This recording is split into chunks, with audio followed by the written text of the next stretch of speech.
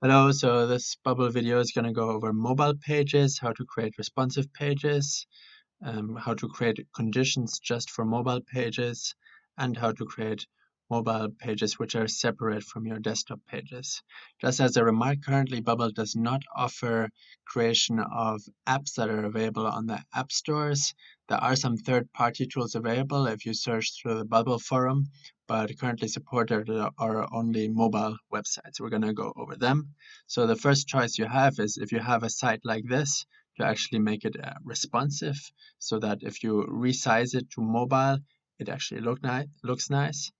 So to do this, on the entire page, we click it and make sure that it's not on fixed switch, but rather on the custom. And then we can go over to responsiveness and check out how our site looks on different page sizes. So we can click mobile and find out that the text is, for example, way too big. Map element actually looks all right here, but if we go back to our app here, we had a menu and that's not really working at the top. So what we can do here, we can actually add a hiding rule. So I've clicked it underneath the responsiveness editor, and we're going to hide it when the screen width is smaller, for example, than 500 pixel, then it's hidden. So it'll no longer be in the way, which is nice. And in a similar way, so selecting what you actually want to filter on the map, you can, for example, do that on a drop-down instead, just below the map, for instance. And in a similar way to how we just hid this one, for the drop-down, we can select to hide it rather when the page is larger than 500. So then when we resize to more than 500, we'll see that the drop-down is gone. And you can actually use a whole lot of those conditions. So for instance, if we figure out that the title is too big for mobile, we can go here on Edit Style after clicking the text. And underneath Conditional, when current page width is actually smaller than 700, for instance, pixel, then we can change the font size to just half at 25. It'll even update in the responsiveness editor. So maybe we change it to 35, but it already looks a lot nicer. In a similar way, we can also shrink if the text gets shorter, so then now the map element is closer together to the text, also looking nicer. And now actually on this map, if we click something, we see like on a group here, more info. But on mobile, again, there would not really be space for this. So maybe we can actually turn this group into a pop-up.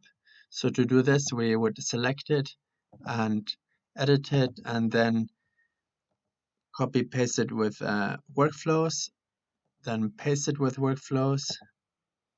And what's quite nice now is underneath replace, we can replace it with a pop-up. And now in a similar way to how we had a workflow condition if the page is smaller underneath when the maps marker is clicked, currently we can only show the group restaurant when the current page width is actually larger than 700, for instance. We can copy over this expression by right-clicking and pasting it over here. And then in a similar way, we can then, for mobile, just mobile, show a pop-up or show a different group. And of course, we'd also have to display things, element, action, display data in the pop-up, this map's current marker. And so here, of course, we would do smaller or equal to.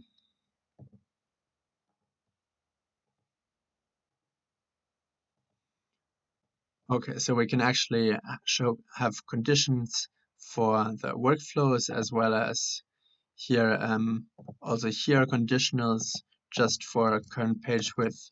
So for workflow as well as kind of front-end editor things, which is quite useful.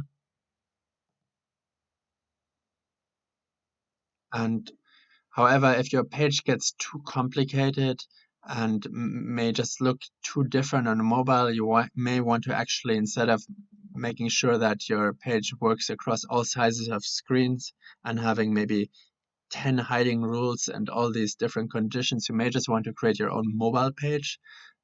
so mobile website. And so the way you would do this is add a new page, call it M restaurant, for instance, and then you would actually clone it from the current one.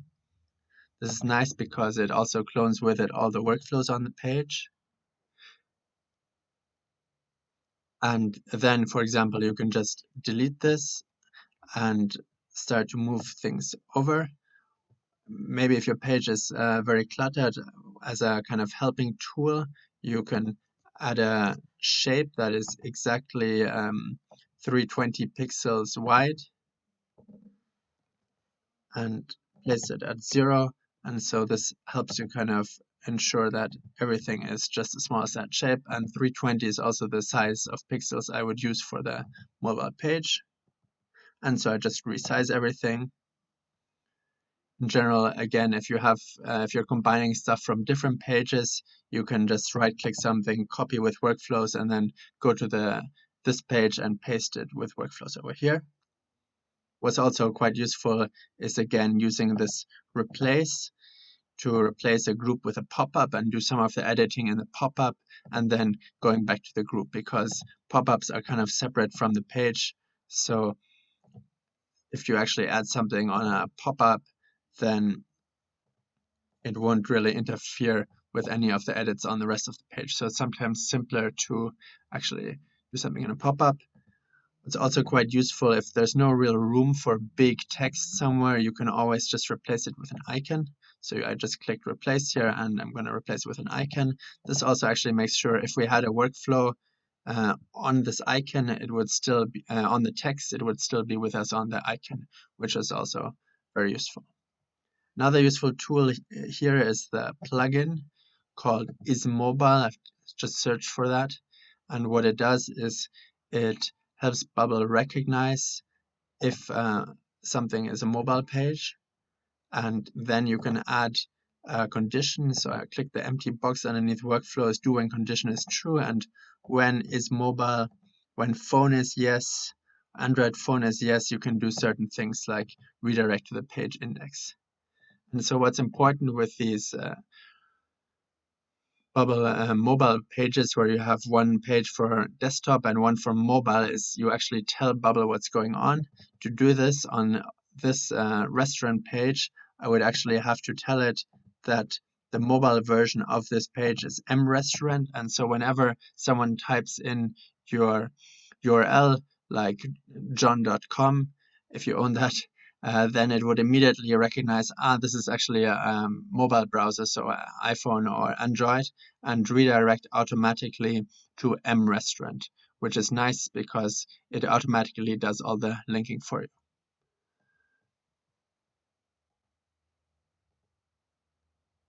Okay, and yeah, this pretty much goes over all the conditions. So you can actually go on tiplessay.com on the list link below to see kind of a summary of all the tips covered in this video and some more tips. Be sure to vote for the best ones. And yeah, you'll also find some other Bubble tips on the website. Hope it helps. Have a nice day. Cheers.